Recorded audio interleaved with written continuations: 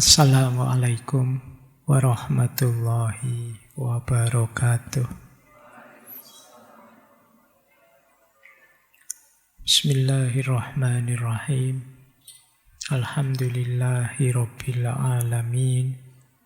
Wa bihi nasta'inu ala umurid dunya waddin.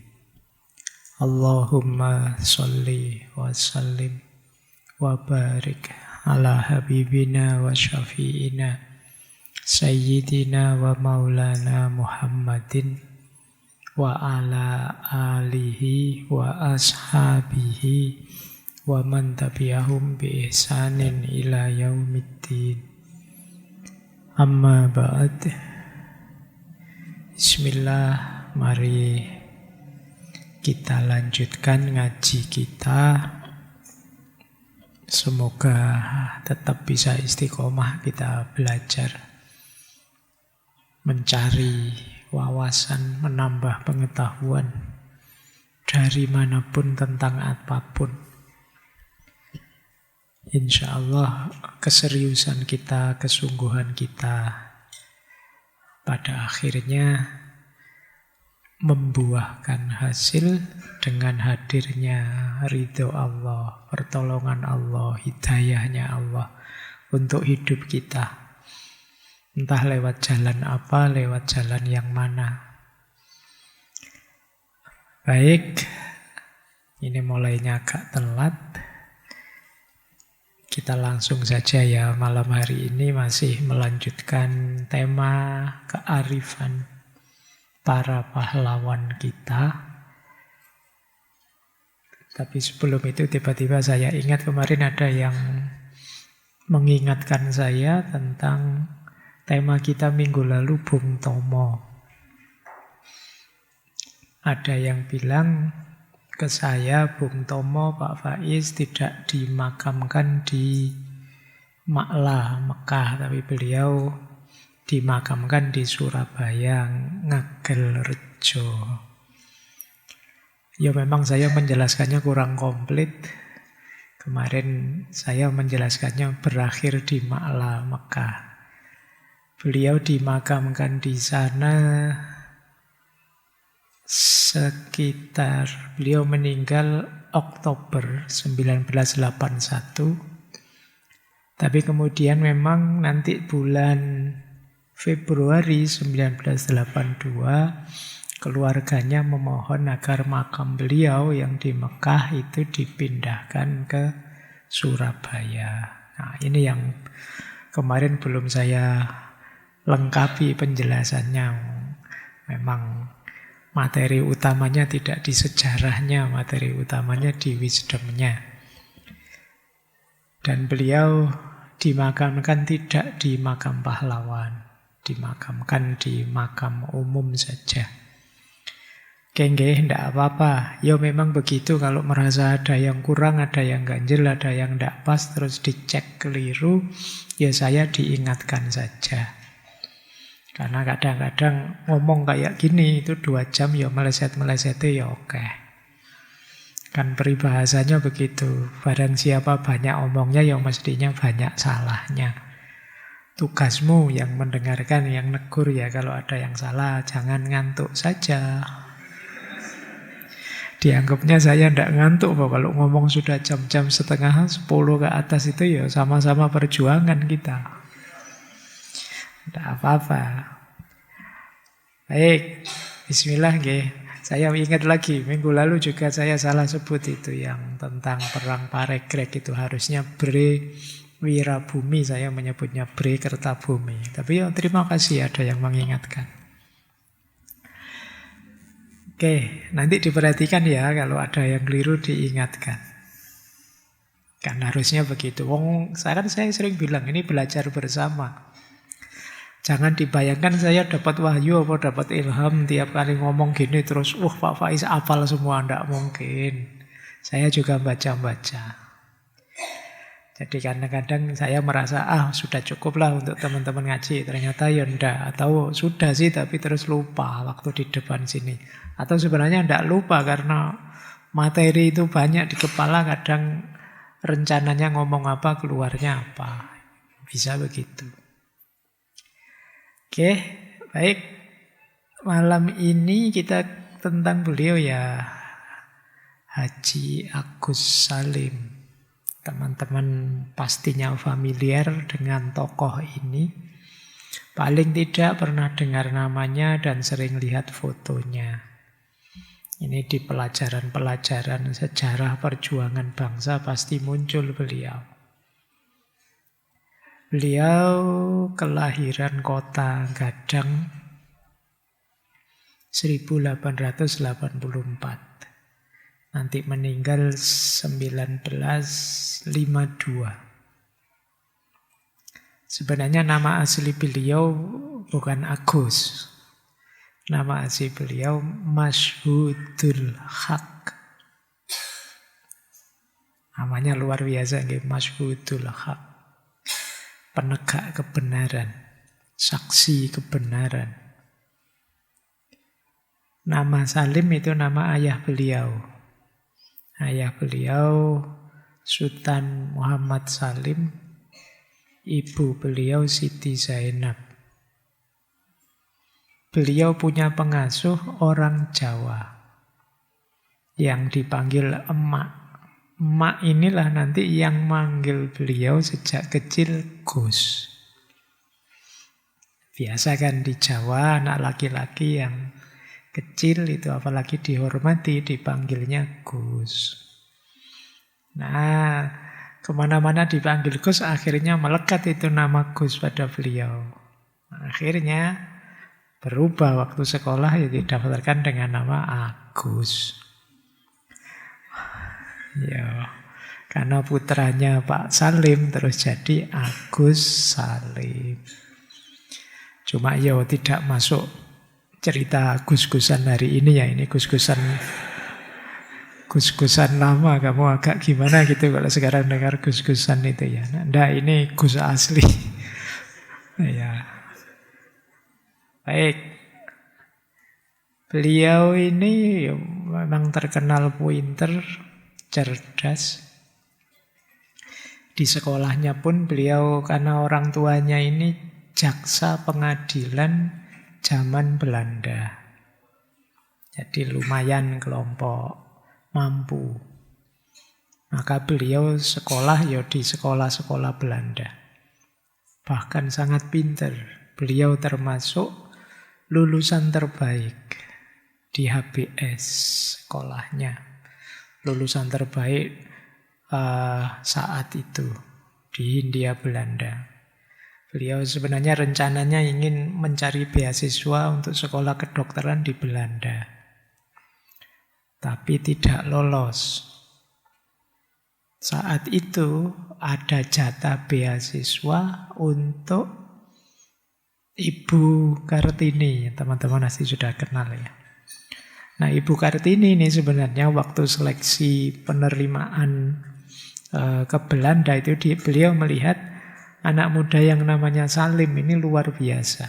Lah kok tidak lolos? Terus Ibu Kartini ingin, sudahlah jatah beasiswa saya untuk dia, untuk si Salim ini. Karena Ibu Kartini terganjal tradisi bahwa perempuan tidak boleh sekolah tinggi-tinggi apalagi jauh. Tapi beliau, Agus Salim tidak mau. Karena beliau ingin kalau saya lolos ya karena memang lolos di seleksinya, bukan karena dikasih, apalagi bukan jatah saya. Jadi beliau tidak jadi sekolah Belanda, tapi ya beliau tetap pinter. Beliau menguasai 9 bahasa, termasuk bahasa Melayu dan bahasa Minang. Sisanya 7 bahasa asing. Coba ya kita cek ya bahasa asing 7 itu. Bahasa Inggris, Arab, Prancis, Jerman, Jepang, Turki, saya lupa satu lagi mana? Arab sudah. Kita menghafalkan 7-nya saja gak ilang. Beliau bisa 7 bahasa. Kamu coba menghafalkan Arab, Inggris, terus Jerman. Oh iya, Arab, Inggris, Jerman, Perancis, apalagi Turki, beliau menguasai juga bahasa Turki, dan lain-lain. Kamu cek sendirilah ya. Tapi seputar bahasa itu, beliau menguasai 9 bahasa termasuk bahasa Minang, bahasa Melayu. Beliau sempat juga kerja di kedutaan Belanda di Jeddah. Yang di sana nanti beliau mumpung di sana terus berguru agama kepada paman beliau, Syekh Ahmad Khotib Al-Minangkabawi. Itu pamannya, Imam Masjidil Haram di sana. Beliau banyak menimba ilmu agama di sana. Ini termasuk pengalaman baru bagi beliau karena sebelumnya beliau ini sekolahnya ya sekolah-sekolah Belanda, bukan agama. Nanti di Mekah inilah beliau mulai mendalami bidang agama, termasuk banyak bersinggungan dengan Muhammad Abduh, Syekh Jamaluddin Al-Afghani, dan lain-lain. Baik, setelah itu kembali menikah dengan ini. Beliau berangkat ke Jeddah itu sudah janji dengan pacarnya dalam tanda petik ya, calon pasangannya, tunggulah aku, nanti aku kembali lagi padamu. Dan itu 6 tahun. Karena di Jeddah beliau sekitar 6 tahun. Tapi ya beneran nanti kembali terus dinikahi. Namanya Zainatun Nahar. Nanti berdua beliau mendapatkan 10 anak. Yang 2 meninggal tapi waktu kecil, jadi tinggal 8. Dan luar biasanya beliau pahlawan besar, karirnya luar biasa, yo menteri, yo diplomat, dan macam-macam jabatan. Tapi beliau hidupnya ngontrak sampai meninggal. Tidak terbayangkan ya, bisa orang sebesar beliau ya hidupnya sangat sederhana dan ngontrak. Meskipun pernah diberi oleh pemerintah rumah sendiri, tapi kemudian dijual, dibagi untuk anak-anaknya. Tapi beliau sendiri lebih milih ngontrak karena beliau kan anaknya banyak. Jadi hidup serba sederhana. Tapi jangan ditanya karirnya, apalagi kepinterannya, kemampuannya luar biasa. Beliau itu terkenal selain pinter luar biasa, juga terkenal humoris. Lucu. Jadi banyak cerita-cerita lucu tentang beliau ya. Yang paling saya ingat dulu ada cerita beliau ini nanti masuk Partai Sarekat Islam. Jadi karena beliau kagum dengan Cokro Aminoto, yang SI ini nanti pecah, ada faksi merah komunis, dan itu beliau tidak cocok dengan yang versi komunisnya Musso. Ada cerita satu ketika di satu pertemuan, ya karena masih sahabat itu saling ngerjain 2 orang ini. Jadi Musso ini rencananya ngeledek Agus Salim. Jadi Musso naik ke panggung terus tanya pada audien, wahai audien, kalau kalian lihat janggut yang panjang, yang teringat apa? Audiennya terus bilang, kambing gitu terus. Nah, dia tanya lagi, kalau kalian lihat kumis yang panjang, yang teringat apa? Audiennya bilang, kucing. Terus Musso ketawa terus turun. Terus gantian. Agus Salim begitu di prank, dikerjain gitu, beliau naik panggung. Terus tanya, wahai audien, kalau ndak punya jenggot, ndak punya kumis, namanya anjing. Ya itu guyonannya orang pinter ya. Pernah juga beliau diledek hal yang sama. Satu ketika beliau ceramah, tiba-tiba beberapa audien yang itu ya anggota Faksi Merah PKI, karena meledek jenggotnya terus ngembek gitu dari bawah. Terus Agus Salim ngerti kalau dia diledek, terus beliau melanjutkan ceramahnya sambil bilang gini, saudara-saudara, saya tahu saudara ini paham kalau saya ini ahli banyak bahasa, termasuk mungkin bahasa binatang. Cuma sayangnya hari ini saya masih ingin ngomong bahasa manusia. Tadi saya dengar ada suara-suara binatang, jadi yang merasa binatang silahkan minggir dulu. Yang merasa kambing silahkan keluar dulu. Nanti saya sediakan forum khusus untuk para kambing. Itu khas beliau. Jadi, beliau ini lucu orangnya tapi cerdas. Ada cerita istilah debat kusir itu ketika awalnya, kalau di Indonesia kan ada istilah debat kusir itu awalnya dari beliau. Jadi beliau ini satu ketika naik andong yang ada kusirnya itu, tiba-tiba kudanya buang angin, kentut. Nah, terus Agus Salim bilang, wah, kudanya masuk angin, Pak. Gitu. Tukang andongnya bilang, ya bukan masuk angin, itu namanya keluar angin. Gitu. Terus debat, ini yang benar masuk angin apa keluar angin, sama-sama ngeyel ternyata. Yang oleh Haji Agus Salim, ya ini namanya debat kusir itu. Jadi pokoknya asal menang, asal benar saja ngomong seucap-ucapnya. Baik, itu ya gambaran profil beliau. Saya yakin teman-teman kalau tentang kehebatan beliau, diplomasinya dan lain sebagainya sudah paham ya. Bagaimana kiprah beliau. Malam ini kita belajar mencari teladan, mencari wisdom yang bisa kita ambil dari beliau. Bismillah, kita mulai.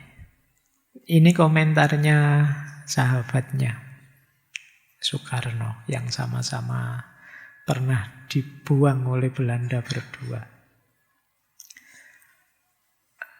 Soekarno menyebut beliau dengan terkenal sekali julukan memang pada beliau itu, yaitu The Grand Old Man. Jadi orang tua yang besar, orang tua yang luar biasa. Kata Soekarno, The Grand Old Man Haji Agus Salim adalah seorang ulama dan intelek. Saya pernah meneguk air yang diberikan oleh beliau sambil duduk ngelesot di bawah kakinya. Ngerti ya maksudnya ngelesot? Saya merasa bahagia bahwa saya ini dulu pernah dapat minum air pemberian Cokro Aminoto dan air pemberian Agus Salim. Ini mungkin khas ya kalau dalam tradisi lama, tradisi Jawa, tradisi pesantren itu minum air pemberian orang-orang yang dimuliakan, dihormati, itu satu kehormatan tersendiri. Berarti Cokro Aminoto dan Agus Salim itu sangat dihargai, sangat dihormati oleh Soekarno. Meskipun nanti dalam banyak hal berbeda pandangan. Baik, kita lanjutkan, kita awali ya. Apa sih yang bisa kita teladani dari beliau, Haji Agus Salim ini? Yang pertama, kejujuran dan integritas. Tadi sudah saya jelaskan, beliau hidup sangat sederhana sampai meninggal. Beliau menolak menggunakan jabatan untuk memperkaya diri. Bahkan sudah jadi diplomat, pernah jadi menteri luar negeri. Beliau tetap naik sepeda ontel itu. Dan tinggal di rumah kontrakan. Tidak terbayangkan ya, kalian pakai motor saja, motor lama saja malu. Beliau yang levelnya menteri biasa saja. Bahkan beliau bilang begini, aku tidak melarat, aku dan keluargaku sering kekurangan uang, pindah dari kontrakan yang sempit ke kontrakan yang tidak kalah kumuhnya. Makan seadanya. Tapi itu bukan berarti aku melarat. Kami bahagia, kami kaya. Aku, istriku, anak-anakku saling membahagiakan. Kemelaratan itu hanya persoalan mental, bukan kepemilikan harta. Ini dulu pernah kita bahas ya di gaya hidup. Jadi kaya atau miskin itu tidak ada hubungannya dengan berapa banyak yang kita miliki. Tapi lebih pada mental kita, mental yang merasa cukup atau merasa kurang. Kalau mentalnya mental kekurangan, sebanyak apapun yang dimiliki ya tetap kurang. Tapi kalau mentalmu cukup, kalau bahasa agamanya qanaah, punya sedikit pun cukup. Nah, ini mental cukup ini mental yang membahagiakan. Kalian harus melatih mental ini, karena kita tidak tahu hidup kita nanti jenis apa. Masa depan kita itu wajahnya bagaimana. Penting kita punya mental cukup. Orang yang punya mental cukup berarti orang yang bisa menerima hidupnya. Kalau kata Nietzsche, yang bisa mengiyakan hidupnya. Jadi bukan orang yang menidakkan hidupnya. Cirinya apa? Tidak mengeluh. Miskin dari ukuran orang lain tapi tidak mengeluh. Tidak punya apa-apa tapi tidak mengeluh. Bisa menikmati. Oke, nanti kalau teman-teman baca biografi-biografi tentang beliau, itu banyak cerita-cerita tentang bagaimana kalau kita yang ngalami itu mungkin pontang-panting. Ada cerita dari Pak Rum, itu yang beliau cerita. Pas lihat di sana di rumahnya Pak Haji Agus Salim ini satu ketika hujan deras. Dan kalau hujan deras itu, semua anggota keluarga berlomba-lomba ngambil ember untuk menampung airnya. Itu menteri seperti itu. Satu ketika bahkan WC-nya meluap. Jadi tidak bisa dipakai. Akhirnya Haji Agus Salim ngalah kalau keluarganya buang air atau apa. Ada tempat tersendiri terus beliau yang buang. Nah itu beliau. Itu pun beliau tidak bilang, saya tidak sengsara, saya tidak melarat. Kita bahagia. Kita bisa saling membahagiakan. Baik, ini bagi saya bagian dari integritas beliau. Oke ya, saya tidak jamin kalian bisa niru, tapi berusahalah kalau ingin hidupmu bahagia. Lanjut ya. Ini contoh gambaran integritas beliau lagi.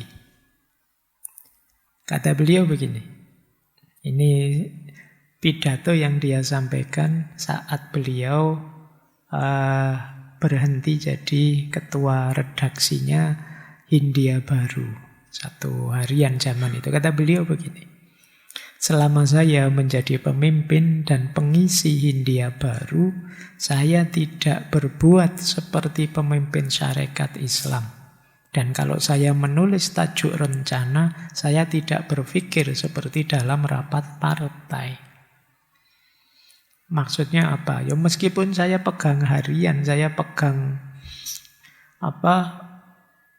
jurnal, saya pegang Hindia Baru, saya tidak mungkin memanfaatkannya untuk kepentingan partaiku. Saya melihat di hadapan saya rakyat Indonesia pada umumnya.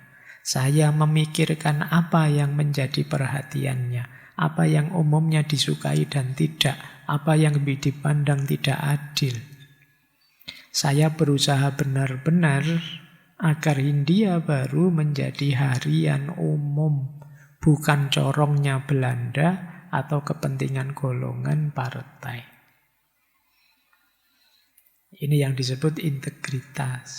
Dalam hal ini saya mendapat kritik dari kawan-kawan sendiri. Banyak kawan-kawan partai mengirimkan karangan yang tidak saya muat karena kurang bermutu atau hanya bermutu bagi partai. Jadi ini yang mungkin kawan-kawannya marah karena tidak dimuat. Tapi bagi beliau, ya wong ini bukan harian untuk kepentingan partai. Kalau memang tidak mutu, ya ditolak. Akan tetapi mengenai peri kehidupan dan pendapat saya tentang pemerintah Hindia Belanda serta kebijaksanaannya, saya tidak bersedia tawar-menawar. Hal tersebut diketahuinya. Jadi teman-teman saya maklum kok kalau saya begitu. Karena saya memang bukan tipe orang yang mau bernegosiasi untuk kebenaran. Dan itulah juga syarat waktu saya menerima memimpin India Baru. Jadi saya mau memimpin kalau saya sesuai prinsip-prinsip saya. Jadi tidak mau nego. Baik, ini yang saya maksud ya. Ada pelajaran besar dari beliau, penting untuk teman-teman semua, yaitu integritas. Kalau ada yang tanya, seperti apa sih Pak pribadi yang punya integritas itu? Rumusnya itu ya. Kalian lihat, kalian sudah begitu atau belum? Kalau sudah begitu, berarti alhamdulillah kalian termasuk pribadi yang berintegritas. Jadi dari Haji Agus Salim, coba pelajari integritas ini. Yang pertama apa? Konsisten antara mulutnya, hatinya, dan perbuatannya. Itu yang disebut integritas. Kalau menceramahkan kesederhanaan, ya kehidupannya memang sederhana. Kalau menceramahkan kejujuran, ya beliau jujur. Kalau memang fokus pada pembebasan rakyat dari penindasan, ya beliau tulus di sana ikut berjuang. Jadi tidak hanya ngomong, tapi juga selaras antara omongannya, hatinya, dan juga perbuatannya. Ini orang berintegritas. Kalau kalian punya teman seperti ini atau kamu sendiri seperti ini, sudah luar biasa. Kalian sudah punya integritas. Yang kedua, tetap jujur. Meskipun tidak ada orang yang tahu atau yang ngawasi. Tetap berprinsip meskipun tidak ada yang melihat. Ini orang berintegritas. Berarti apa? Memang masuk mendarah daging. Tidak sekedar pencitraan. Karena kalau kalian baikmu dan jujurmu hanya ketika ada orang lain, itu namanya hanya pencitraan. Aslinya kamu tidak begitu. Kamu sadari itu ya. Terus kalau saya salah, ya ngaku salah. Kalau merasa benar, ya dia teguh dengan kebenarannya. Ini orang berintegritas. Ada loh orang yang kalau salah tidak ngaku salah. Merasa dirinya benar terus, itu justru tidak berintegritas. Jadi berarti dia menegakkan yang tidak benar. Tidak mungkin orang berintegritas begitu. Kalau salah dan sadar salah, ya ngaku terus diperbaiki. Ini kadang-kadang kan kita mengedepankan malu untuk ngaku salah itu. Tidak, kalau salah ya diakoni salah. Terus berprinsip, tidak sekedar ikut arus, ikut angin. Jadi tidak yang lain ke utara ikut ke utara, yang lain ke selatan ikut ke selatan. Kemudian tidak memanipulasi orang lain untuk kepentingannya. Tidak mentang-mentang, wah temanku ini sekarang perlu bantuanku ini. Enaknya tak Ini namanya manipulasi. Kalau tidak ada saya, dia kelimpungan mesti. Tidak ada yang barengi berangkat ke kampus, kan motornya tergantung saya. Nah, ini kayak terus kamu manfaatkan dia. Aku dapat tugas dari dosen, kerjain dong. Nah, ini manipulasi. Jadi manipulasi itu mentang-mentang kalian ada peluang, ada kesempatan, terus kamu ngambil keuntungan dari sana. Kalau tipemu begitu, kalian bukan orang yang berintegritas. Terus bertanggung jawab atas pilihan dan pekerjaannya. Ini orang berintegritas. Kalau sudah memang pilihanmu itu, keputusanmu itu, ya tanggung jawab. Jadi jangan asal-asalan, jangan suka-suka. Kamu milih-milih sendiri, memutuskan sendiri. Apakah itu karir, apakah pekerjaan, apakah studi, dan lain sebagainya. Kemudian orang berintegritas itu menghargai kepercayaan, adil, tidak pilih kasih,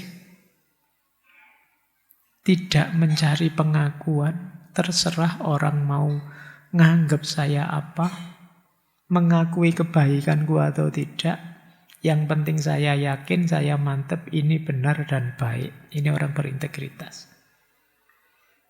Penyakit kita hari ini kan kadang-kadang nunggu validasi orang. Kita merasa belum baik sebelum diakui oleh orang sebagai baik. Akhirnya ya terus tadi pencitraan terus yang dilakukan. Melakukan apa saja terus HP-nya diangkat, cekrek, di-share.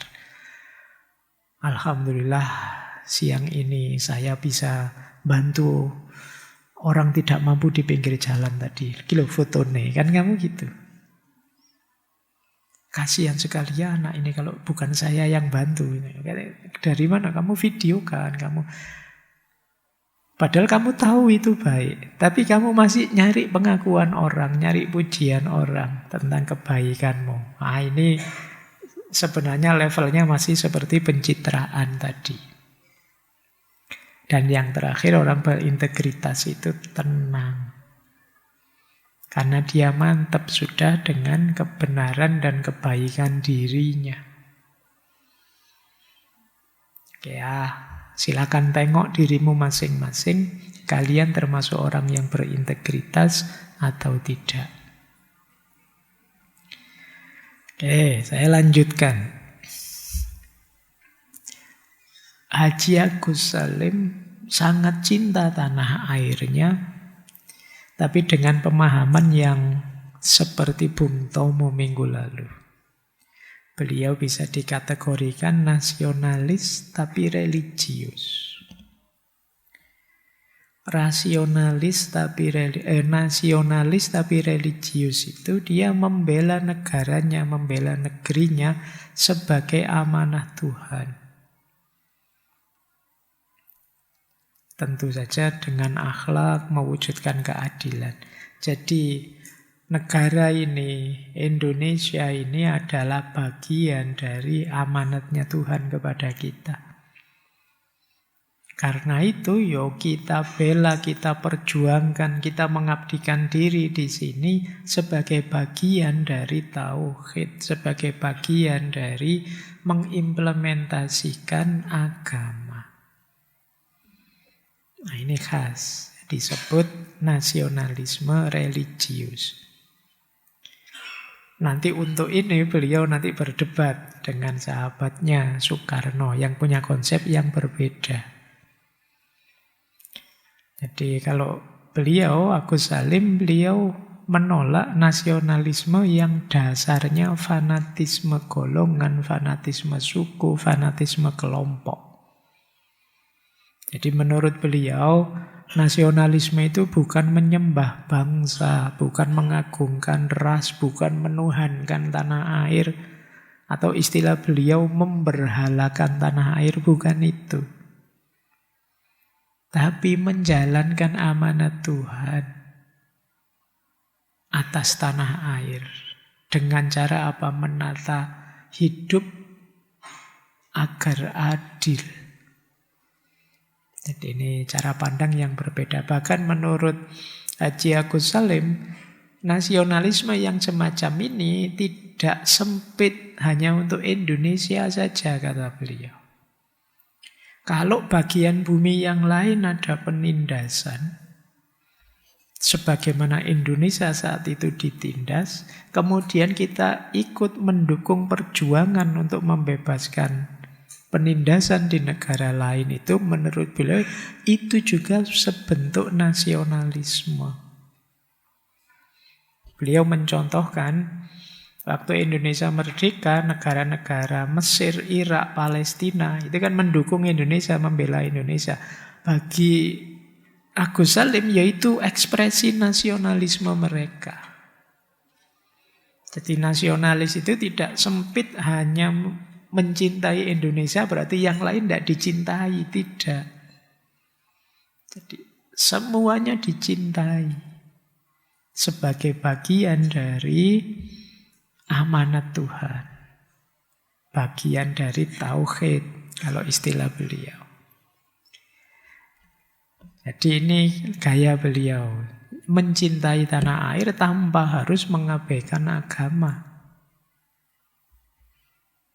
Jadi kalau dibandingkan dengan Soekarno, kalau diimbangkan seperti ini, kalau Pak Karno, Bung Karno, nasionalismenya berbasis nation state. Kalau Agus Salim, basisnya moralitas dan tauhid. Bung Karno mengandalkan semangat kolektif kebersamaan dari rakyat yang tertindas. Dan negara adalah kristalisasi kehendak bersama. Tapi kalau menurut Agus Salim, nasionalisme itu ya seperti tadi. Dasarnya ketuhanan, dasarnya moral. Karena kalau tanpa itu, ya nasionalisme akan tergelincir menjadi chauvinisme atau fasisme. Chauvinis itu ya menganggap dirinya, sukunya, kelompoknya, grupnya sebagai yang paling hebat, nomor satu, luar biasa. Yang lain sisanya rendah. Atau fasisme, totalitarianisme. Jadi ketika pemimpinnya jadi mulai totaliter, apa saja diatur, itu jadi fasis. Pemberhalaan pemimpin atau pemberhalaan suku. Kalau tanpa ada dasar nilai ketuhanan. Kalau di Bung Karno, agama bisa jadi salah satu unsur yang meningkatkan, menyemangati nasionalisme. Unsurnya saja, bukan fondasinya. Tapi kalau di Agus Salim, agama itu fondasinya. Beliau di banyak tulisan khawatir jangan-jangan nanti nasionalisme jadi kayak agama baru. Jadi kultus yang baru. Ini zaman itu terjadi polemik di banyak tulisan. Kalau kita rangkum ya, polemik mereka berdua itu panjang. Saya bacakan ringkas ya. Kalau teman-teman tertarik silakan dibaca sendiri. Di artikel-artikel yang sudah banyak diterbitkan jadi buku. Jadi di salah satu tulisannya Agus Salim mengkritik nasionalismenya Bung Karno sebagai terlalu absolut, terlalu emosional, sehingga berpotensi jadi agama baru. Beliau bilang jangan menjadikan nasionalisme seperti berhala baru. Jadi menurut beliau nasionalisme itu harus diikat oleh moralitas, oleh ketuhanan, harus tunduk pada prinsip keadilan. Indonesia tidak boleh hanya jadi bangsa besar, tapi juga harus jadi bangsa bermoral. Itu versi beliau. Beliau mencontohkan, coba dicek secara historis. Nasionalisme Eropa pada akhirnya melahirkan perang dunia. Nasionalismenya Jepang melahirkan imperialisme, penjajahan Jepang di mana-mana. Terlalu mengagungkan negaranya. Nanti ada tulisan bantahan dari Bung Karno. Beliau bilang, enggak, nasionalisme itu alat perjuangan, bukan berhala. Untuk melawan kolonialisme, bangsa ini butuh semangat kolektif yang membuat rakyat semangat. Kalau agama saja tidak cukup, karena Indonesia ini plural. Kata Bung Karno, kita tidak bisa menunggu manusia suci dulu baru berjuang. Ada banyak faktor yang bisa mendorong orang berjuang, tidak hanya kesucian agama.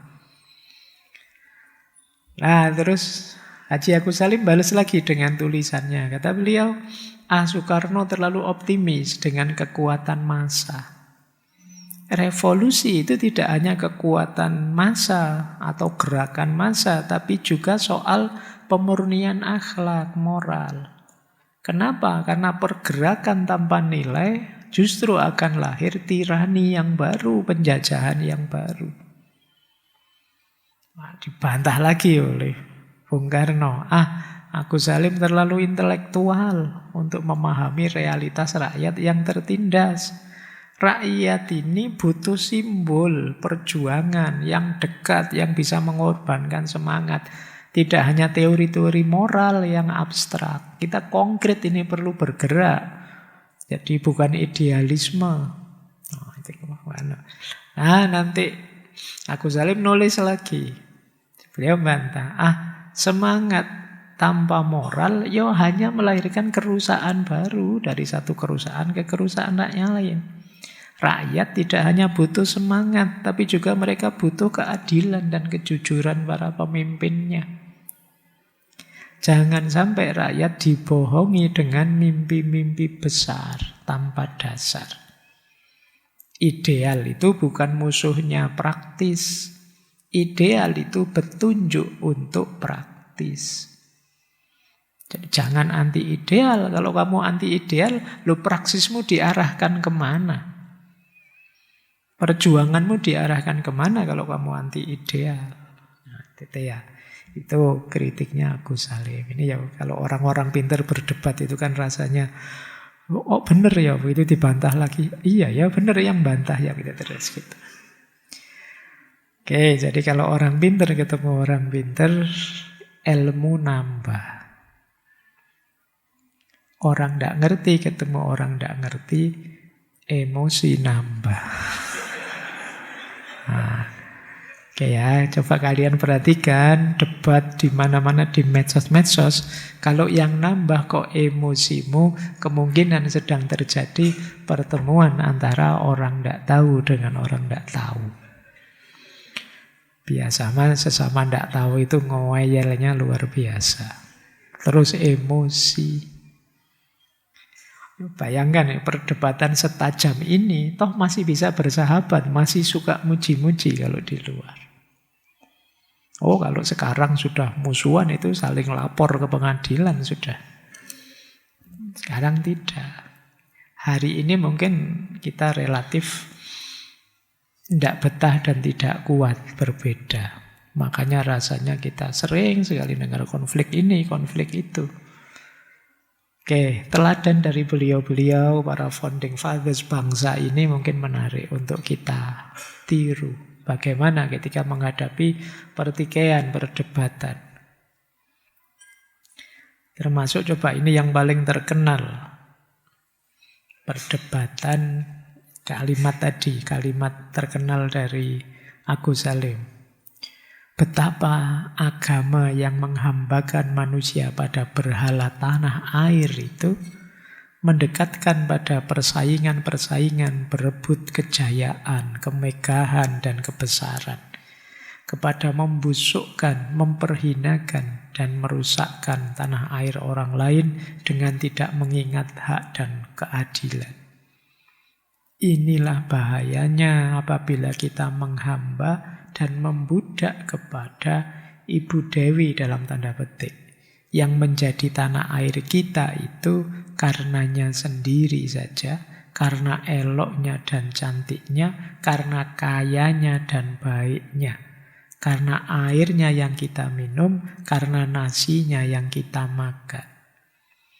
Maksud beliau, kalau kita hanya sempit mikir bangsa kita saja, terus apalagi menganggap Meskipun zalim pada bangsa lain tidak masalah, asal pada bangsa sendiri positif. Ini yang disebut pemberhalaan. Jadi, iya kita cinta dengan tanah air kita, tapi tidak berarti kemudian kita memberhalakannya. Kan ada peribahasa itu, right or wrong, my country. Iya sih, meskipun salah atau benar, bangsa kita, negara kita. Cuma kan treatmentnya tidak boleh sama. Kalau benar ya didukung, kalau salah ya diingatkan. Tidak boleh membuta, memberhalakan. Kata Haji Agus Salim, kita sangat menghargai persatuan, karena itu memang perintahnya Allah. Tapi kita tidak bersandar pada persatuan, tapi semata-mata kepada Allah. Kenapa? Ya karena kalau andalan kita hanya persatuan, siapa tahu nanti tiba-tiba kita bersatu dalam kemungkaran. Tiba-tiba kita sepakat dalam kejahatan. Jadi kata beliau, ya sandaran tetap kita yang muslim, ya Allah saja. Baik ya, ini versi beliau. Mungkin saya tidak tahu teman-teman cocok yang mana, tapi beliau sering bilang saya itu waktu muda bahkan hampir ateis. Tidak tahu sama sekali tentang agama, sekolahnya sekolah Belanda terus. Beliau mulai mendalam ketika tadi belajar pada Syekh Ahmad Khotib. Bahkan nanti beliau terakhir kan beliau nanti diminta ngajar itu di Amerika. Ngajar di luar, ngajar tentang Islam. Yang bukunya diterbitkan itu. Baik. Ya karena memang beliau cerdas, pintar luar biasa. Ya wawasan keagamaannya meskipun memulai belajar agamanya tidak dari awal, tapi beliau luar biasa. Pikiran-pikirannya, gagasan-gagasannya, bahkan mungkin melampaui zamannya. Beliau termasuk yang menganggap bahwa Islam itu membebaskan perempuan, tidak membelenggu perempuan. Nanti beliau kan di antara pendirinya Young Islamiten Bond itu, Ikatan Pelajar Islam. Itu beliau yang menginisiasi di awal, kalau ada kajian zaman dulu, itu antara laki-laki dan perempuan ada satirnya. Beliau yang punya ijtihad, sudahlah, satir bisa diangkat. Wong ini momennya orang belajar. Nah ini kayak kalian ini, yo tetap terpisah tapi kan tidak ada satirnya. Itu kalau ditutup itu serut itu. Nah itu oleh Haji Agus Salim dibuka. Itu diantara ijtihadnya beliau. Yang diikuti juga kelihatannya oleh Bung Karno satu ketika. Oh ini jauh melampaui. Beliau mengkritik poligami. Beliau mengkritik, ada beberapa yang beliau kritik. Baik, silakan yang tertarik itu ya, cuma malam hari ini mungkin kita tidak nyampe ke sana. Tulisan-tulisan beliau banyak yang membahas itu. Malam hari ini kita fokus ke membentuk karakter kita biar sedahsyat beliau kalau mungkin. Oke, kita lanjutkan. Ini menarik. Beliau juga meskipun sangat berkomitmen terhadap Islam, terhadap agama, tapi bagi beliau Islam akan lebih luar biasa kalau dia menjadi jalan kita membentuk kepribadian. Bukan kita sempitkan jadi alat politik. Jadi beliau mengkritik penyempitan Islam itu hanya jadi alatnya politik. Bagi beliau, Islam itu harus jadi etika, jadi karakter, jadi akhlak sosial. Jadi jalan kita untuk menghidupkan keadilan persaudaraan. Jadi bukan formalitas slogan-slogan dan identitasnya. Ini nanti yang membuat beliau dihormati oleh yang lain. Kenapa sih beliau tidak ngotot menjadikan Islam dalam konteks politik identitas? Karena kata beliau, politik yang berakar pada etika itu jauh lebih kuat daripada politik identitas. Jadi, kenapa? Karena etik itu mengakar. Kalau identitas itu sesuatu yang menempel. Maka penting kita membatinkan Islam, menginternalisasi agama sebagai karakter kita. Bagian dari pembentuk akhlak kita. Kalau akhlak kita sudah tercetak dengan nilai dan norma-norma keislaman, keluarnya pasti positif untuk bangsa ini. Akhlak tidak sombong, akhlak tidak mentang-mentang, tidak menang sendiri, saling menghargai, saling menghormati, mencintai semua makhluknya Allah dan lain sebagainya. Karakter ini kalau terbangun secara utuh dalam diri kita, kita adalah anugerah bagi bangsa ini. Maka Agus Salim lebih banyak menyarankan kita ambil jalur Islam sebagai jalan etika publik. Tidak sekedar slogan-slogan politik. Nanti ada perdebatan menarik. Beliau juga sempat jadi anggota PPKI, BPU PKI. Persiapan kemerdekaan kan itu ada perdebatan. Ramai sekali tentang kalimat menjalankan syariat Islam itu. Teman-teman mestinya sudah pernah baca ini. Jadi Haji Agus Salim awalnya di pihak yang pro. Kalimat itu silahkan saja ada. Tapi kemudian ketika ada pertimbangan-pertimbangan baru, termasuk ancaman beberapa wilayah yang akan memisahkan diri, yang semacam ini kemudian muncul, terus beliau lebih milih kita dulukan persatuan dulu di antara kita. Kenapa mendulukan persatuan? Logikanya tadi loh. Pelayanan kita, pengabdian kita pada bangsa ini pun bagian dari cara kita menjalankan amanatnya Tuhan. Jadi tidak harus secara formal identitas. Meskipun beliau sebenarnya ayo saja. Bahkan kalau diformalkan dengan menjalankan syariat, tidak masalah. Bagi beliau juga tidak akan membahayakan Indonesia juga. Kata beliau, coba ini satu kalimatnya ya dari beliau. Pada umumnya sudah selesai. Ini beliau bahas pertikaian hukum adat dan hukum Islam. Sehingga kalau dikatakan dengan jernih, tegas, pertikaian adat di Minangkabau sudah selesai antara adat dengan Islam. Bisa ditentukan dasar hukum adat dan di mana dasar hukum agama. Jadi itu satu perkara yang tidak akan menerbitkan kekacauan sebagaimana disangkakan. Tidak akan semengerikan itu. Kan banyak juga orang yang sangat ilfil. Wah ini kalau Islam, kalau syariat bisa gawat. Tidak. Misalnya ada kalimat dengan menjalankan syariat pun, ya kan memang itu bagi umat Islam. Wajib umat Islam menjalankan syariat. Bahkan kalau Indonesia tidak merdeka sekalipun, atau kalimat itu tidak ditulis sekalipun, biarpun tidak ada hukum dasar Indonesia yang menyatakan itu, kan memang orang Islam harus menjalankan syariatnya. Itu adalah satu hak umat Islam yang dipegangnya. Oh nanti gimana dengan umat-umat lain? Jangan-jangan terancam. Kata beliau, saya yakin keamanan bangsa-bangsa yang tidak beragama Islam dalam 300 tahun yang lalu itu bukan berdasar pada kekuasaan bala tentara, melainkan pada adat istiadat Islam yang 90% itu. Loh sejak dulu kan memang Islam mayoritas. Kenapa sekarang takut? Apa dulu terus yang Muslim terus menindas yang non-Muslim? Kan tidak. Ini pandangan beliau awalnya ya. Jadi tidak akan kekacauan kok sebagaimana yang disangkakan.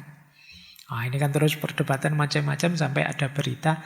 Tapi ini nanti ada daerah tertentu yang akan memisahkan diri. Akhirnya kemudian ya bagaimanapun beliau tadi konsep awalnya. Khidmat pada bangsa ini. Tentu saja beliau tidak akan rela kalau bangsa ini kemudian hancur, terpecah-pecah dan lain sebagainya. Ya sudah. Akhirnya beliau setuju dengan ketuhanan yang Maha Esa. Beliau nanti nulis khusus tentang ini. Baik ya. Nah, penting untuk kita lihat Haji Agus Salim ini sebenarnya punya pandangan yang orang menyebutnya pan-Islamisme. Beliau beberapa kali bersinggungan dengan Muhammad Abduh dan gurunya Syekh Jamaluddin Al-Afghani. Tapi konsep beliau pan-Islamisme tidak seperti model khilafah yang semua umat Islam di bawah payung satu kekhalifahan. Jadi beliau, pan-Islamisme khas beliau itu adalah solidaritas dan persatuan dunia Islam, tapi yang realistis, modern, moderat. Bukan pan-Islamisme yang romantik dan revolusioner. Romantik itu berarti membayangkan seperti zaman dulu ada dinasti-dinasti Islam dan lain sebagainya. Jadi menurut beliau, pan-Islamisme dalam bentuk solidaritas moral, bukan dalam bentuk negara supra-Islam. Jadi beliau tidak membayangkan satu negara Islam internasional atau kekhalifahan global. Tapi beliau mengidealkan seluruh umat Islam bisa kompak, saling mendukung secara moral, intelektual, politik, meskipun tetap menghormati batas negaranya masing-masing. Jadi persatuan Islam itu persatuan cita-cita akhlak, bukan menghapuskan kedaulatan negara. Basisnya apa? Anti kolonialisme. Jadi umat Islam harusnya saling membantu bangsa Islam yang lain yang tertindas. Jadi kompak, saling menghormati, saling menghargai, bersatu dalam cita-cita dan akhlak. Ini konsep pan-Islamisme versi beliau. Beliau mengkritik pan-Islamisme yang lain, yang model khilafah, Turki Utsmani, dan lain sebagainya. Karena beliau melihat saat beliau di Jeddah, bekerja di konsulatnya Belanda itu, jadi penerjemah, beliau melihat bahwa pan-Islamisme versi Utsmani sering dipakai jadi alat politik untuk mempertahankan kekuasaan Turki. Dan itu bagi dia, ini nostalgia sebenarnya. Baik, ini khas beliau ya, makanya istilahnya ya pan-Islamisme versi Haji Agus Salim. Yang berbeda dengannya. Makanya beliau masih tetap sangat mencintai tanah airnya. Kita lanjutkan. Nah, ini mungkin yang teman-teman bisa meneladani dari beliau. Apa itu berani dan mandiri dalam berpikir? Haji Agus Salim tidak takut berkomentar. Tidak takut mengkritik. Tadi teman-teman sudah melihat bagaimana beliau berbantahan dengan Pak Karno. Beliau juga, tadi saya sebut beliau belajar ke Syekh Ahmad Khotib. Jangan dikira belajarnya kayak kalian, diam dan manduk-manduk saja. Beliau sangat kritis. Apa saja ditanyakan, itu yang membuat beliau cepat pintarnya. Bahkan orang yang sangat beliau kagumi tadi Pak Cokro Aminoto, itu di pertemuan-pertemuan awal saat beliau mulai akrab itu sudah berani dikritik. Jadi saat itu Pak Cokro Aminoto ini superstarnya. Dimanapun beliau hadir ceramah, saat itu yang hadir bisa puluhan ribu, semua orang mengelu-elukan beliau. Sampai ada yang mencium kaki beliau. Dan itu dikritik oleh Haji Agus Salim. Kenapa sampai begitu? Saya kagum dengan pikiran Anda yang luar biasa untuk membangkitkan, menggerakkan umat. Tapi apa ya harus sampai cium kaki seperti itu? Nah, itu kritiknya Haji Agus Salim. Mungkin kalau hari ini beliau hadir juga ikut rame-rame kritik kemarin itu. Jadi menghargai ya tidak harus sampai segitunya, kata Haji Agus Salim. Dan ya Pak Cokro juga menerima saja dikritik. Terbuka saja. Tidak kok kemudian setelah dikritik jadi musuhan. Tidak. Tetap jadi sahabat sampai nanti berjuang melawan sayap merahnya PSI. Jadi masih nyambung. Ya, itu yang saya sebut keterbukaan. Jadi beliau ini sangat pemberani. Maka ngomong di forum-forum besar internasional juga mengagumkan semua orang. Karena apa? Berani. Yo cerdas. Beliau ini perokok berat. Jadi kalau sudah ngerokok susah berhenti. Satu ketika ada yang kritik beliau. Oh ya Gus Salim, sampean itu gimana kok ngerokok? Apa sih rokok itu bagi sampean? Dia bilang, saya sedang menikmati apa yang oleh Barat dikejar kemana-mana dan ditunggui sampai berabad-abad di Indonesia ini. Nah, dalam rokok kan ada cengkehnya, ada itu kan yang dicari Barat ke timur, menjajah kemana-mana, itu kan nyari itu.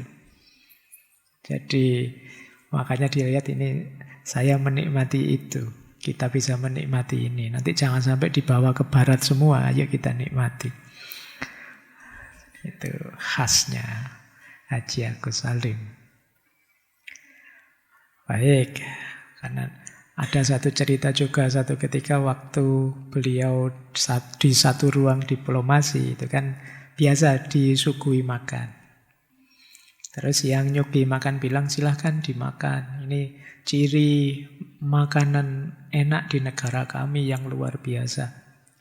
Saya yakin kalau makan makanan ini bapak-bapak akan lupa segalanya, lupa diri.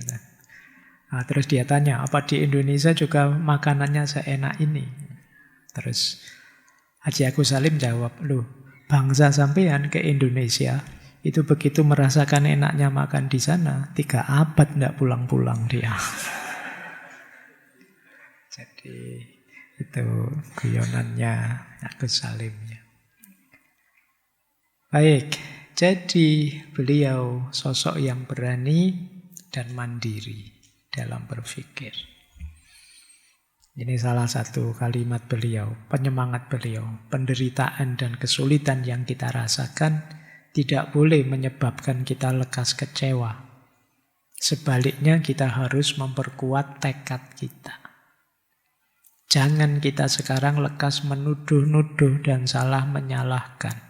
Karena dengan ini kita bisa membenarkan pendirian lawan dengan tak setahu kita. Lebih baik kita membuat kesalahan-kesalahan dalam kemerdekaan daripada membuat kesalahan-kesalahan ketika masih dalam dukungan. Biarpun 100 kali kita jatuh dalam mencoba berjalan, ini lebih baik juga daripada jatuh ketika di tempat. Ini pesan utamanya, ayolah kita berjuang demi bangsa ini, demi kemerdekaannya, demi kemajuannya. Jangan saling menyalahkan di antara kita. Kalau kita sendiri tidak kompak, kita sendiri saling menyalahkan, ya kita tidak akan gerak kemana-mana. Kita akan jatuh. Atau jangan-jangan kita justru mengundang hadirnya orang luar. Karena kitanya sendiri tidak kompak. Kadang-kadang saking bencinya dengan saudara kita sendiri, terus kita lebih pro yang luar. Jadi dan lebih membenci saudara kita sendiri. Ini saat itu mungkin era perjuangan banyak yang begitu. Daripada menuduh-nuduh dan saling salah menyalahkan di antara kita, ayolah kita kompak bersatu. Mungkin kita gagal jatuh, tapi kan itu lebih membahagiakan daripada kita tidak jatuh sih tapi tidak ngapa-ngapain juga. Ayo berjalan, mungkin jatuh ya kita bangun lagi, jalan lagi. Daripada kita diam saja tidak ngapa-ngapain. Karena takut jatuh. Baik. Nah ini tadi yang saya ceritakan ya. Beliau bilang masa muda saya sama dengan masa muda Anda. Ini di depan Young Islamiten Bond di Jogja 1926. Anak-anak muda pelajar muslim. Masa muda saya sama dengan masa muda Anda, kata beliau. Meskipun dilahirkan dari keluarga yang beragama dan dibesarkan dengan mendapat didikan agama, dalam waktu singkat saya kehilangan kepercayaan. Kepandaian sekolah mengganti kepandaian hidup. Penghidupan pelajar tanpa tanggung jawab sungguh-sungguh memudahkan pergantian itu. Dan keadaan itu berlangsung selama waktu singkat sesudah kita meninggalkan bangku sekolah. Jadi waktu masa sekolah saya bilang tadi, karena beliau sekolahnya Belanda terus, beliau agak jauh dari agama. Nah, terus beliau menyemangati, yuk kita mulai belajar agama. Termasuk mengasah pikiran kita. Tidak usah khawatir, agama dan pikiran itu satu jalur. Kata beliau, Anda sudah mempersatukan diri untuk mempelajari agama Islam. Menurut keyakinan saya, Islam tahan terhadap penyelidikan yang kritis. Maka mengharapkan diselidiki yang sungguh-sungguh. Islam memberikan pengertian yang terang tentang kehidupan dunia, tentang penghidupan kemanusiaan pada umumnya, dan manusia sendiri. Dia memberikan sarana-sarananya untuk meningkatkan penghidupan yang mungkin dicapai. Ini menunjukkan ya, ini bagian ini menunjukkan bagaimana pergumulan intelektual beliau. Termasuk dari awam tentang agama kemudian begitu mendalam, serius belajar agama. Kemudian lagi beliau, ini yang menarik kita teladani dari beliau, beliau itu masuk kategori gagasan-gagasan yang beliau ajukan itu gagasan yang moderat. Beliau tidak suka ekstremisme baik kanan maupun kiri. Jadi dalam syariat Islam beliau ngambil jalan tengah, menolak komunisme, menolak kapitalisme yang eksploitatif, tetap membela buruh dan rakyat kecil, tetapi juga tidak meninggalkan Islam. Ini tengah-tengah. Biasanya kan yang paling kanan itu yang Islam, yang ekstrim, yang kiri, yang komunisme. Tidak, beliau ya Islam. Ya tetap membela buruh dan rakyat kecil seperti jargon slogannya orang-orang komunis. Tapi beliau tidak ada di kutub ekstrimnya komunis. Dalam aspek menolak kapitalisme, membela buruh dan rakyat kecil, itu kan dekat sebenarnya dengan komunis. Tapi beliau tidak di situ. Masuknya kemana? Islam. Maka nanti seperti Pak Cokro Aminoto, beliau mengembangkan namanya sosialisme Islam. Khas ini ya, ini biasanya dikenal konsepnya Pak Cokro, tapi disetujui oleh Agus Salim. Apa sih sosialisme Islam itu? Yaitu sosialisme yang dasarnya tauhid. Dasar tauhid itu berarti apa? Satu-satunya di atas manusia itu Tuhan. Sementara semua manusia itu levelnya setara. Jadi ini tidak ada lebih tinggi, tidak ada lebih rendah. Kita semua setara meskipun mungkin beda peran, beda fungsi. Jadi dasarnya ini. Jadi kesetaraan itu ada dasarnya yang jelas. Tidak sekedar jargon idealis bahwa kita setara, tapi itu ada dasarnya apa? Tauhid. Orang yang tauhidnya beres, itu pasti akan punya cara pandang kesetaraan antar manusia. Kenapa? Ya karena semua manusia itu statusnya makhluknya Allah. Satu-satunya yang bisa di atas manusia itu hanya Allah saja. Kalau ada manusia di atas manusia yang lain, kemungkinan itu fenomena kedzoliman. Yang pertama. Yang kedua, ayo bergerak melakukan pembebasan, gerakan sosial. Tapi gerakan sosial yang basisnya akhlak. Jadi bukan gerakan sosial asal pembebasan, tapi pembebasan yang diwarnai oleh akhlak. Tujuannya apa? Keadilan sosial. Dan keadilan sosial ini intinya ajaran Islam. Kalau di Agus Salim menekankan pada adil, keadilan, kepedulian, ta'awun, anti penindasan, zalim, zulm. Jadi dasarnya tauhid, prosesnya berakhlak, tujuan akhirnya keadilan sosial. Kepemilikan apa boleh? Boleh, tapi dikontrol moral dan sosial. Tidak boleh orang menumpuk harta suka-suka sebesar-besarnya. Kalau ini tidak boleh. Alhaakumut takasur. Jatuhnya mesti penghisapan. Yang lain tidak kebagian.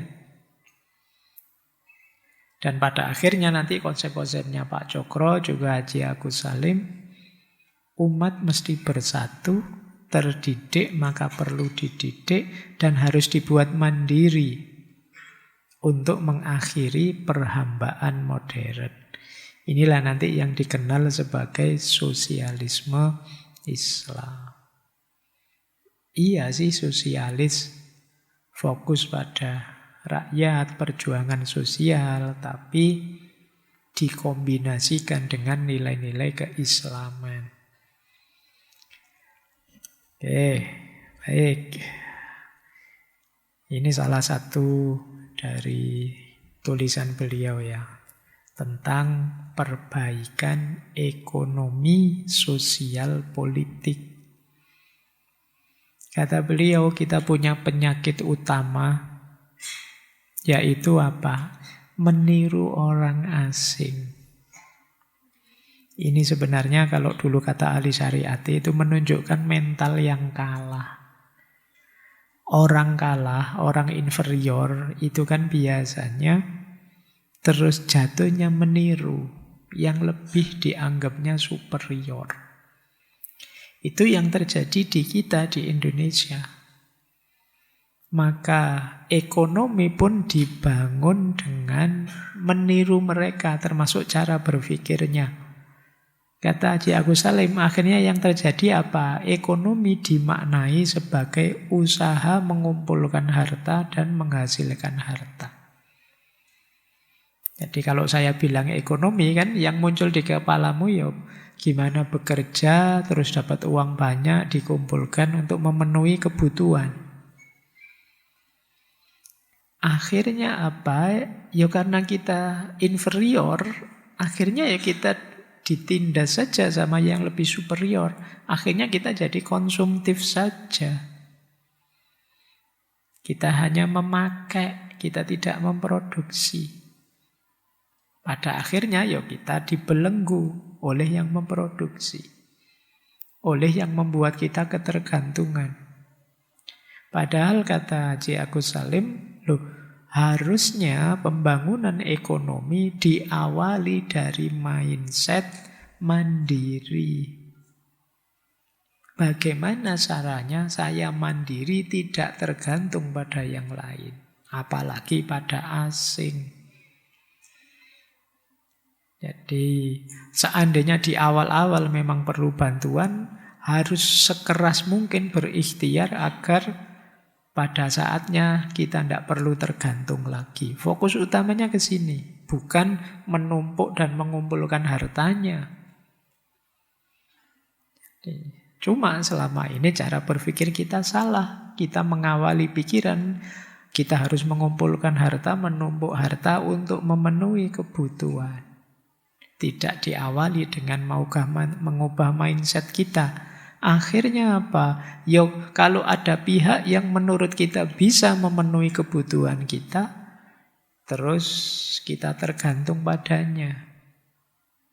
Itu yang terjadi. Maka kata beliau, yang bagus diawali dari mindset kita, yaitu mindset cara mengatur hidup yang mandiri.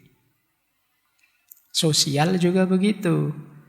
Kalau saya bilang sosial, mungkin teman-teman yang dibayangkan aktivitas sosial itu bangun rumah sakit, bantuan langsung tunai, rumah yatim, sekolah kan itu. Kata Agus Salim, ndak pas kalau kita mulai dari sana. Kadang-kadang kalau kita hanya mikir itu saja, ya nanti kita nunggu ada yang bantu bangun rumah sakit, ada yang bantu bangun rumah yatim. Ketika sekolah rusak, ya kita nunggu donatur dan lain sebagainya. Padahal kunci pembangunan sosial itu rumah tangga. Harus diawali dari pemberdayaan penguatan rumah tangga. Hampir semua masalah sosial hari ini kalian boleh sebut apa, diawali dari lemahnya institusi rumah tangga dalam rumah. Kalian boleh sebut, kemarin mulai rame lagi, kelitih misalnya.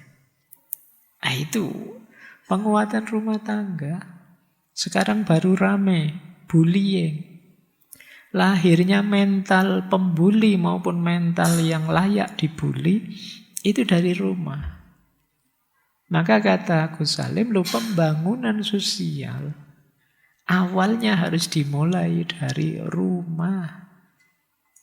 Rumah tangga titik pijaknya. Tidak sekedar bangun rumah sakit, tidak sekedar memberi bantuan langsung, memberi makan siang gratis, ada yang lebih penting lagi. Apa? Penguatan institusi rumah tangga. Oke ya, pemberdayaan bisa lewat banyak jalan, termasuk pendidikan, termasuk pemerataan ekonomi, dan lain sebagainya. Oke, bagaimana misalnya orang tua bisa memperhatikan anaknya? Kalau level ekonominya masih lemah, mulai pagi sampai malam harus cari uang, malam baru sampai di rumah dan itu pun kelelahan, waktu ngobrol dengan anaknya tidak ada, tiba-tiba saja kalau nilai rapot anaknya jelek, diamuk, jadinya anak terus tidak kerasan di rumah, mencari jati diri, mencari penegasan dirinya di luar. Apa yang bisa kita harapkan dari anak-anak yang pendidikannya belum matang, pikirannya belum dewasa, keluar dengan teman sebayanya. Dan itu yang banyak kita lihat fenomena semacam itu hari ini. Padahal sudah diingatkan oleh Agus Salim sejak tahun itu Fajar Asia 1929.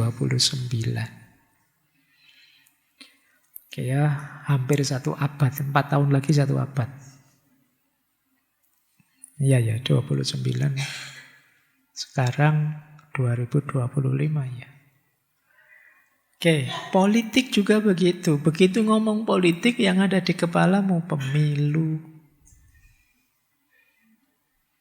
Tidak hanya kamu sih, orang-orang besar juga mikirnya itu, kekuasaan.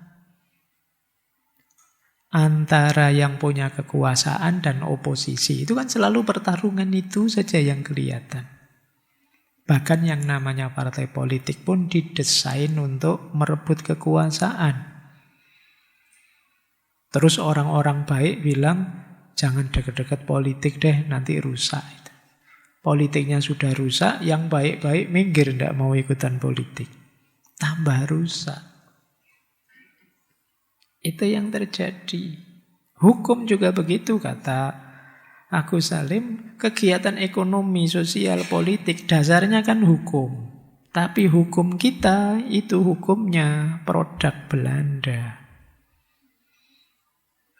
Yang tentu saja dibuat untuk kepentingan Belanda. Menunjukkan kita belum mandiri. Kita masih dikuasai.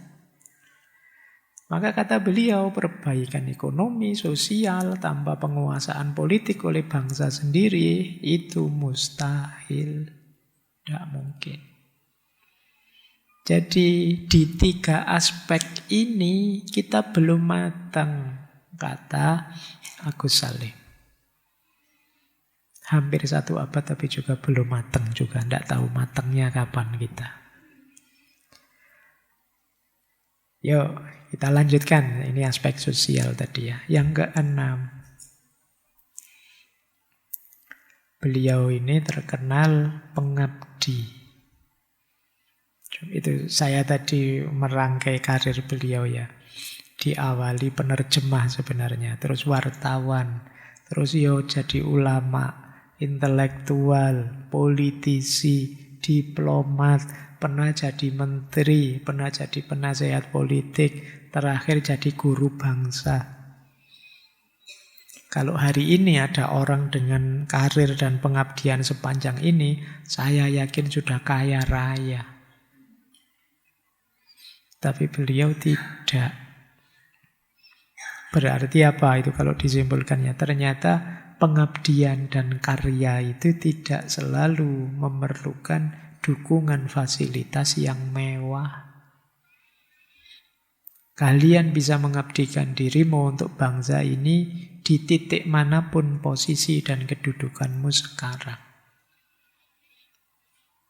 Beliau ngawali sejak hanya jadi wartawan, terus jadi aktivis, terus jadi intelektual, baru masuk ke dunia politik, jadi diplomat, sampai jadi menteri. Dan itu beliau senantiasa mengabdi untuk bangsa ini. Dan kecintaan pada bangsa bisa dilakukan dalam profesi apapun. Ini menurut saya yang keenam yang bisa kita teladani dari beliau. Oke. Kita lanjutkan, yang teladan-teladan sudah ya. Ada beberapa quotes, gagasan dari beliau yang mungkin menurut saya penting untuk kita renungi. Ini kalimat menarik dari beliau. Dalam negeri kita, janganlah kita yang menumpang. Kita itu yang punya negeri ini. Tapi kalau apa-apa bukan milik kita, akhirnya kita jadi penumpang. Jadi ini menolak status untuk kita jadi penumpang. Kita harus jadi supirnya. Kita harus, kita ini yang punya mobil.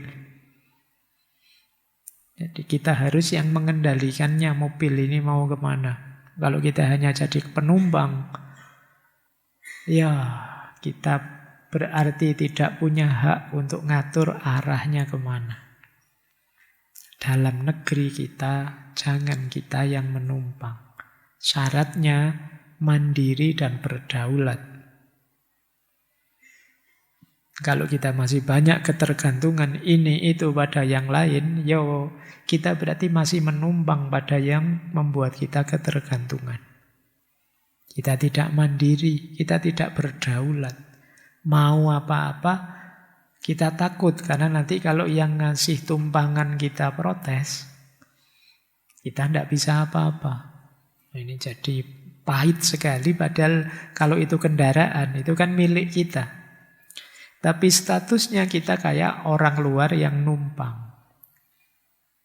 Ini nasib buruk kita. Syaratnya tadi ya, mandiri berdaulat. Yang kedua, percaya diri, bangga dan mantap sebagai bangsa dan yakin bangsa ini bisa. Kalau tidak, kita akan tetap jadi penumpang sampai besok. Bukan pemilik. Jadi percaya dirilah. Belakangan sudah mulai banyak orang-orang yang apatis, orang-orang yang sinis, orang-orang yang tidak bangga dengan bangsanya, dengan negerinya. Ya tentu saja orang-orang seperti ini sulit diharapkan akan mengabdi, akan berikhtiar sekeras mungkin untuk kejayaan dan kemajuan bangsa ini. Semoga fenomena-fenomena negatif di sekeliling kita tidak membuat kita apatis, tidak membuat kita sekedar nyinyir, sinis, apalagi terus bermindset negatif. Mari tetap kita percaya diri, mari tetap kita optimis. Bangsa ini masih punya banyak sumber daya untuk maju, untuk berkembang, untuk meningkat, untuk memuncak. Kalau kita mau, kita pasti bisa. Mari masing-masing kita mengabdi sesuai jalan kita, sesuai takdir kita masing-masing. Karena sering saya bilang negeri ini, bangsa ini wadahmu. Tidak mungkin kalian hidup tanpa wadah. Kalau wadahmu rusak, kalian juga akan pontang-panting. Kalau wadahmu beracun, ya kamu juga akan keracunan. Kalau wadahmu kotor, kamu akan ikut kotor. Jadi semoga jadi kepedulian kita semua. Lanjut. Ada kalimat menarik lagi. Ini merunungnya harus agak panjang. Beberapa kali kita ketemu fenomena seperti ini. Kata Agus Salim, Tuhan tidak meminta manusia untuk membantu memerangi kebatilan. Tetapi Tuhan mengajarkan manusia untuk berdoa, memohon bantuan kepadanya dalam memerangi kebatilan. Ini kalimat ini sebenarnya mengkritik mereka yang GR, yang merasa bahwa aku pejuang kebenaran, aku menegakkan kalimat Tuhan dan lain sebagainya itu. Apa Tuhan tidak bisa menegakkan kalimatnya sendiri? Seolah-olah kita yang bantu. Ini kalimat ini mengkritik orang-orang yang mengklaim dirinya pemegang kebenaran.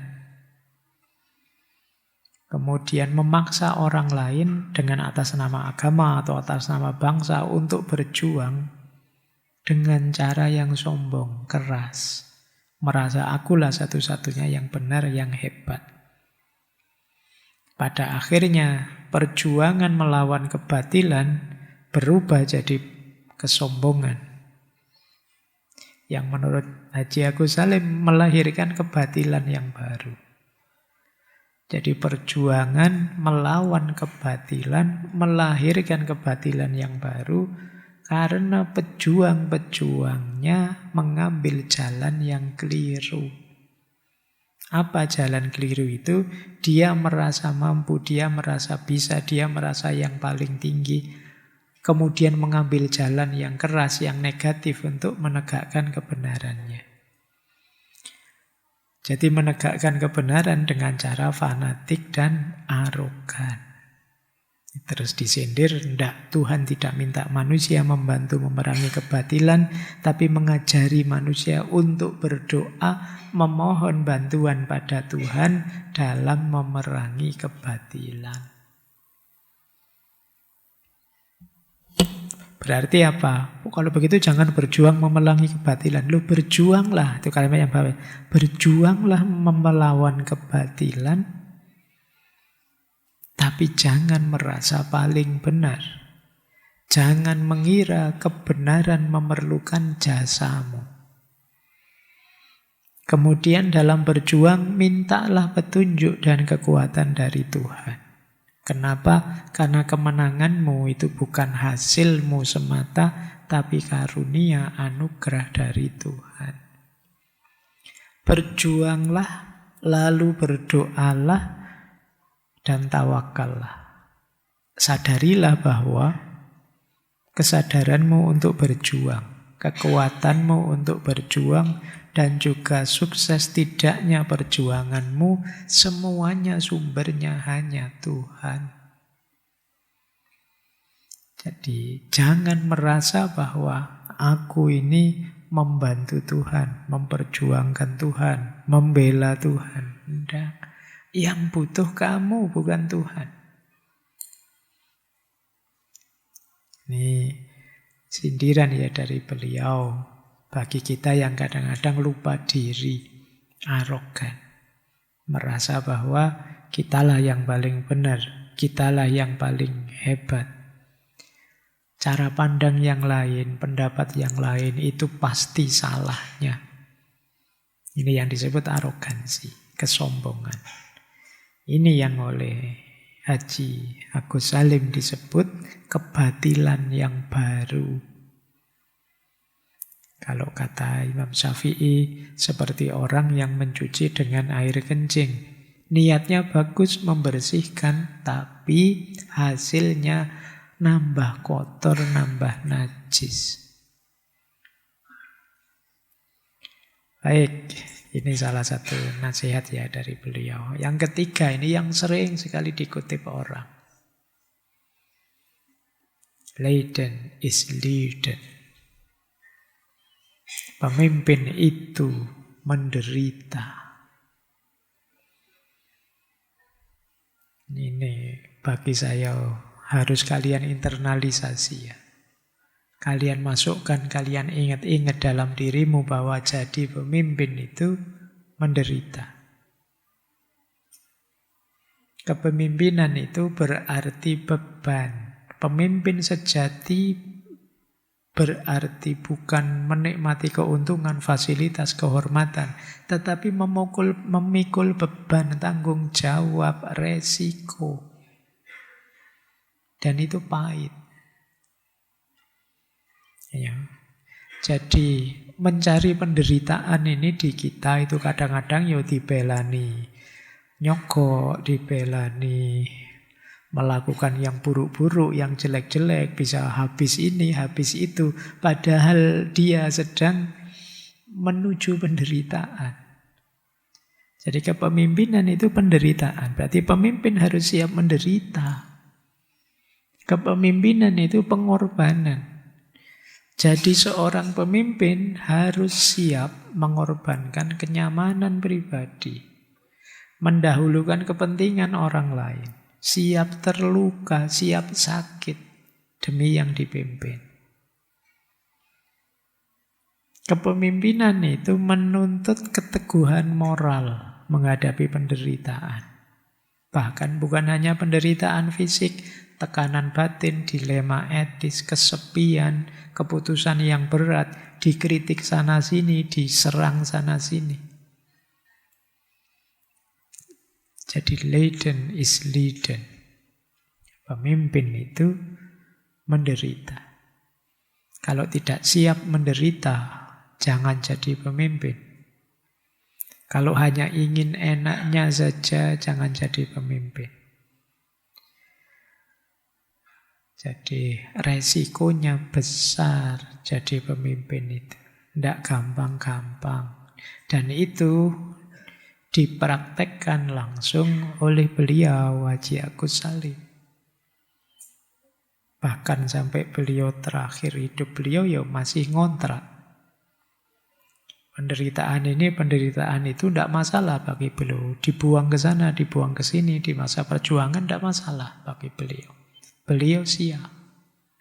Karena memang beliau punya filosofi pemimpin itu menderita. Ini kalau kita sambungkan dengan hadis, kullukum ra'in. Setiap kalian adalah pemimpin.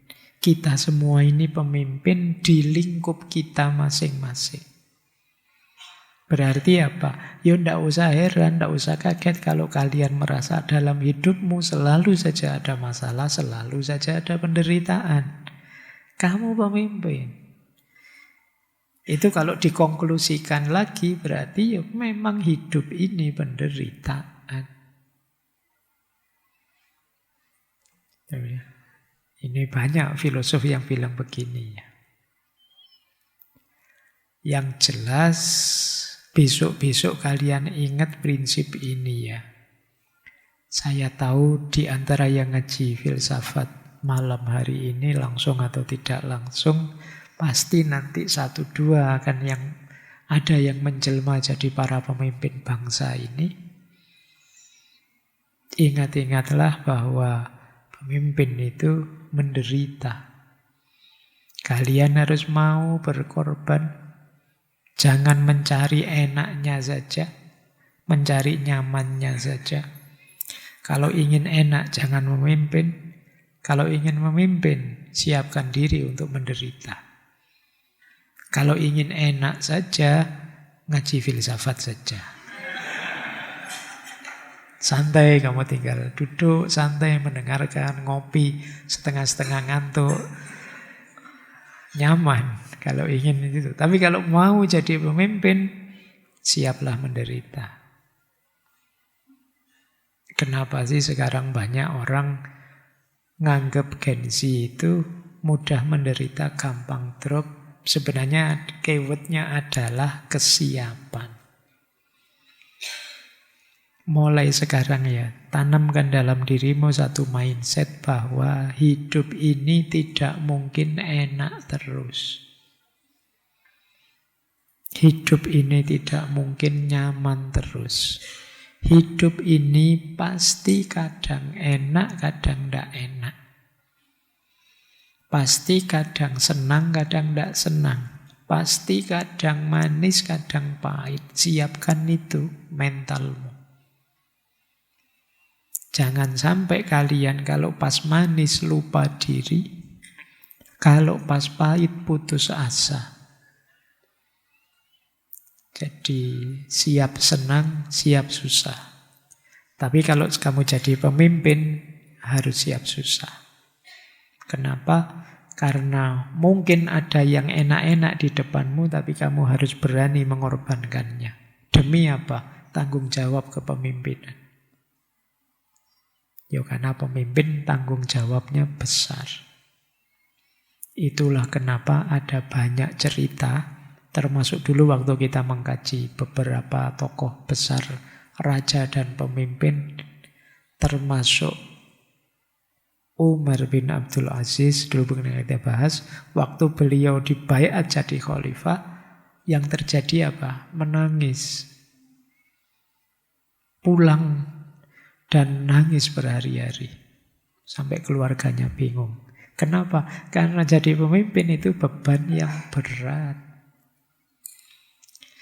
Ya kebalikannya sekarang ya, kalau jadi pemimpin terus jadi gitu, kamu pawai, senang-senang, pesta 7 hari 7 malam untuk merayakan kemenangan itu. Padahal kalian sedang merayakan penderitaan.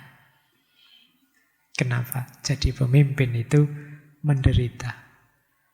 Haji Agus Salim yang bilang. Baik, saya kira itu ya teman-teman untuk malam hari ini. Semoga teladan dari beliau sedikit banyak bisa kita ikuti. Karena ada banyak wisdom, ada banyak hikmah yang rasanya masih nyambung saja, masih relate saja dengan kondisi kita saat ini. Baik, insya Allah kita lanjutkan pembahasan kita tentang para pahlawan minggu depan. Minggu depan kita membahas pahlawan kita sendiri, yaitu Jenderal Sudirman. Ya, ini padahal tiap minggu kan kalian pakai beliau. Nah, sekarang kita bahas beneran ya, seperti apa sih beliau yang namanya ada di mana-mana, termasuk jadi nama masjid. Nama kampus juga ada, nama jalan di mana-mana tentang beliau. Nah, kita mungkin masih berhenti di kenal nama. Minggu depan kita cek, kita kaji, kita pelajari wisdom apa, hikmah apa yang bisa kita tiru, kita ambil dari Jenderal Sudirman. Oke, saya kira itu untuk malam hari ini. Kurang lebihnya mohon dimaklumi dan dimaafkan kalau ada salahnya. Kalau teman-teman tahu ada yang keliru dan memang penting untuk diingatkan, silahkan diingatkan. Karena majelis kita ini bukan majelis seperti majelis sakral yang tidak boleh dibantah. Justru suksesnya belajar filsafat itu kalau para pengkajinya jadi kritis. Saya akhiri sekian. Wallahul muwaffiq, wallahu a'lamu bissawab. Wassalamualaikum warahmatullahi wabarakatuh.